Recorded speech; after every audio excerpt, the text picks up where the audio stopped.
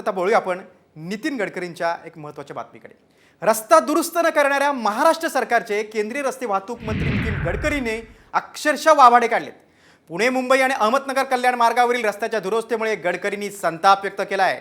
रस्ते आमचे, काम राज्य सरकारचं आणि शिवाय मी खातो अशी संतप्त प्रतिक्रिया गडकरींनी यावेळी व्यक्त केली। त्यांनी आपल्या खात्याच्या सचिवांना थेट रस्ते ताब्यात घेण्याचेच आदेश दिलेत। पैसे घेतले पण पुण्या रस्त्यावर ते कामच करत नाही आणि त्यामुळे आत्ता त्या तक्रारी घेऊन माझ्याकडे तिथले आमदार येतात आणि अहमदनगरच्या पुढे 2 टोल महाराष्ट्र सरकारने घेतात। कल्याण टोल पूर्ण रस्ता खराब आहे, म्हणजे रोड आमचा, काम महाराष्ट्र सरकारचं आणि 100% शिवाय मी खातो। मी म्हटलं आजच नोटीस पाठवा, हे रस्ते ताबडतोब दुरुस्त करा आणि त्या दोन्ही पोस्टे विड्रॉ करा आणि आपल्या ताब्यात घ्या आणि रस्त्याची कामं करा, कारण लोकांना त्रास झाला नाही पाहिजे।